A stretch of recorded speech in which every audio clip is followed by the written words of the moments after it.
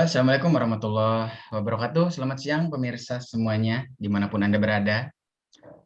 Perkenalkan, nama saya Muhammad Rayhan Haji Jaudi dengan NPM 012 dari kelas Ilmu Komunikasi A. Dan saya bersama teman-teman saya akan berdiskusi tentang pertanian yang ada di Indonesia menurut film dokumenter yang berjudul Muter Panguripan.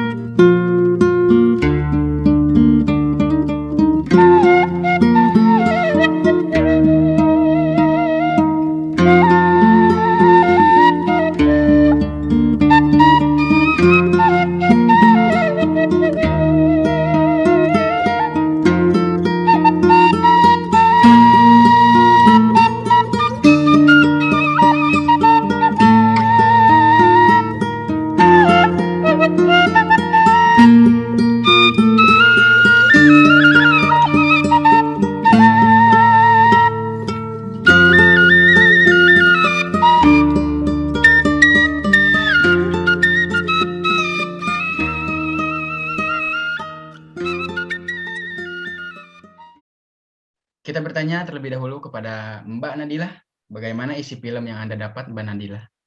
Perkenalkan, nama saya Nadila Safira, NPM 5211711034. Menurut saya isi dari film dokumenter Muter Panguripan itu menceritakan tentang kehidupan seorang petani yang sedang menghidupi keluarganya dengan menjadi petani. Nama beliau adalah Bapak Ngantenu. Beliau sudah menjadi petani selama 30 tahun dan di dalam film dokumenter tersebut juga menceritakan alasan mengapa dia menjadi seorang petani dan menurut dia menjadi petani itu mudah karena tidak memikirkan apa-apa. Saya kembalikan ke Mas Rehan. Oke, cukup sekiannya dari Mbak Nadila. Nah, terus dari Mas Dian Fahmi, bagaimana pendapat Anda tentang isi film? Silahkan ceritakan kembali. Saya Dian Fahmi, NPM 065 akan melanjutkan penjelasan singkat yang telah diberikan oleh Mbak Nadila. Kelanjutan penjelasan singkatnya yaitu beliau juga menceritakan tentang suka duka menjadi seorang petani. Menurut beliau, menjadi seorang petani adalah sebuah kebanggaan tersendiri yang bisa membuat beliau bahagia dan juga bermanfaat bagi orang lain.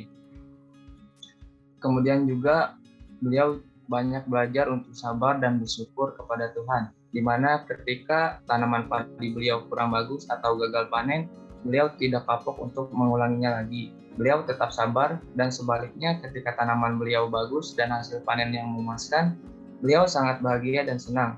Dan juga beliau tidak lupa untuk bersyukur kepada Tuhan, karena telah diberikan kelancaran dari mulai awal hingga panen tiba.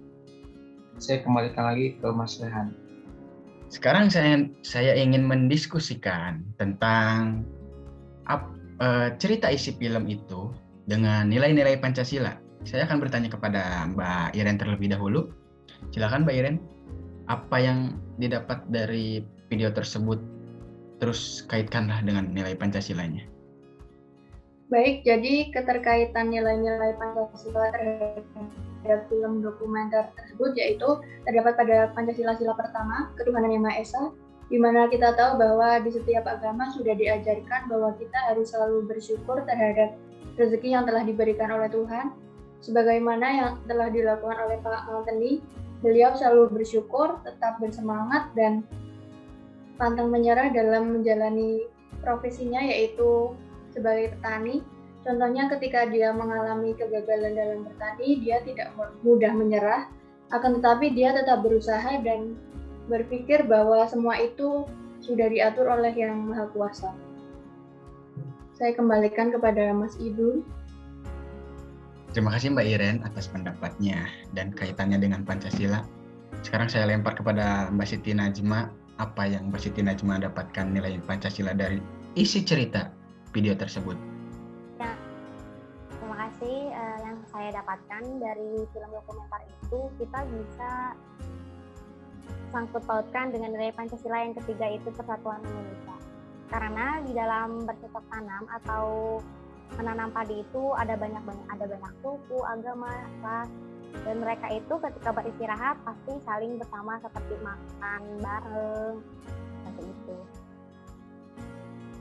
Saya kembalikan kepada Mas Rayhan. Oke. Nah, sekarang akan ada pemaparan dari kelompok kami. Analisis kelompok kami mengenai sebuah film tersebut itu adalah yang akan disampaikan oleh Raihan terlebih dahulu. Silakan. Ya, jadi saya akan menjelaskan kebijakan pemerintah terhadap pertanian di Indonesia.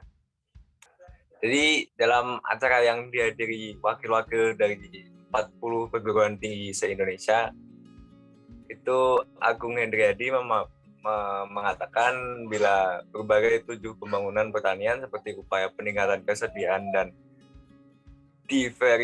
diversifikasi pangan, peningkatan daya saing produk pertanian, meningkatkan ketersediaan bahan baku bioindustri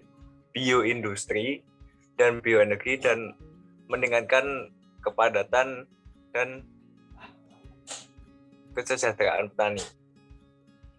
Jadi strategi kementerian itu mencapai pembangunan pertanian dan ketahanan pangan nasional adalah melalui berbagai terobosan, diantaranya pengadaan alat dan mesin pertanian 180.000 unit, rehabilitasi jaringan irigasi seluas 3,5 hektare ha, peningkatan indeks pertanaman, asuransi pertanian 675.000 hektare. Mungkin itu dari saya. Terima kasih. Saya kembalikan. Ya, siap. Terima kasih. Lanjutkan pemaparannya oleh Mas Adil. Oke, saya Muhammad Adil Al-Haq, NPM 011. Menurut saya kesejahteraan pertanian di Indonesia masih tergolong kurang baik. Kebijakan pemerintah terkait kedaulatan dan peningkatan kemandirian pangan saat ini justru banyak yang tidak berpihak kepada petani kecil. Seluruh kebijakan yang dibuat tidak berakar pada masalah mendasar petani Indonesia yang sebagian besar tidak memiliki tanah produksi. Sementara sebagian tanah dikuasai oleh perusahaan besar yang melakukan alih fungsi ke non pertanian seperti perusahaan perkebunan sawit, karet, kehutanan, dan properti lain. Mungkin itu saja dari saya. Baik, terima kasih. Oke, dilanjutkan analisis mengenai ke arah solusi ya oleh Mbak Lutfia Fadilah. Apakah Mbak sanggup? Silahkan. Baik, terima kasih. Sebelumnya perkenalkan saya Lutfia Fadilah Syaharani, NPM 521-171-1015. Nah, sebelumnya saya ingin berkomentar sedikit mengenai video tersebut.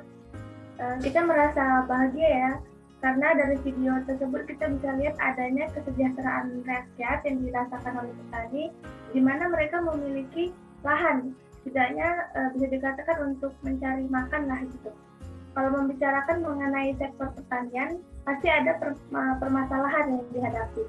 Yang pertama itu terkait mengenai lahan, karena menurut data yang saya peroleh dari Badan Pertanahan Nasional, terjadi pengurangan lahan pertanian hingga 287.000 hektar selama 7 tahun terakhir.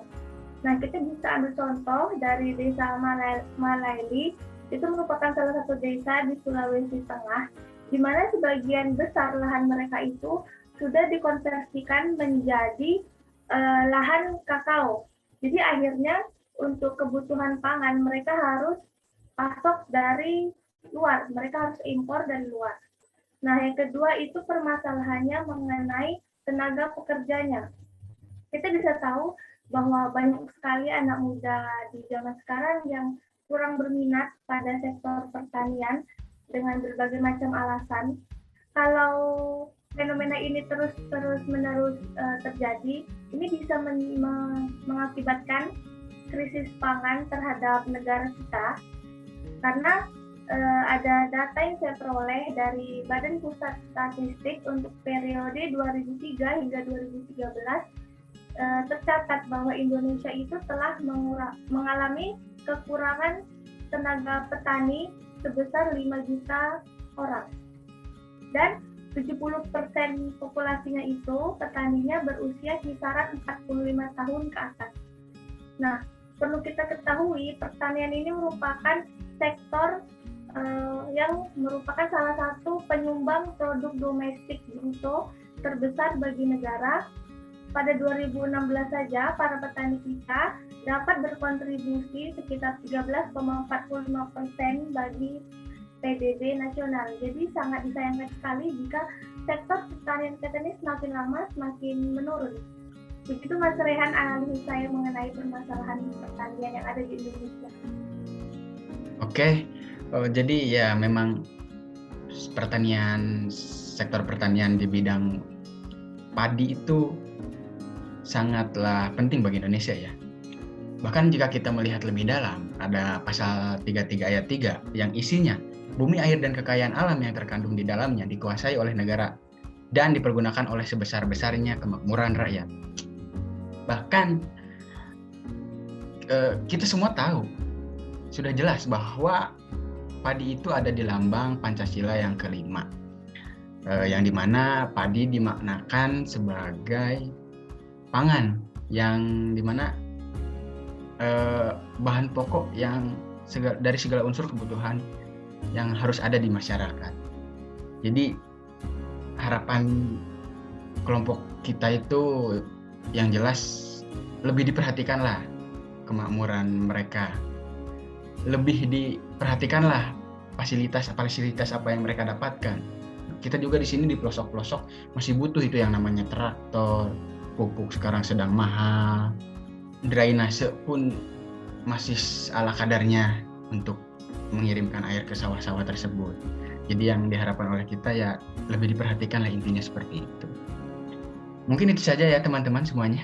Cukup? Sudah ya, cukup. Mungkin itu saja yang bisa kelompok kami sampaikan. Semoga semuanya sehat-sehat semua yang menonton video ini. Wassalamualaikum warahmatullahi wabarakatuh.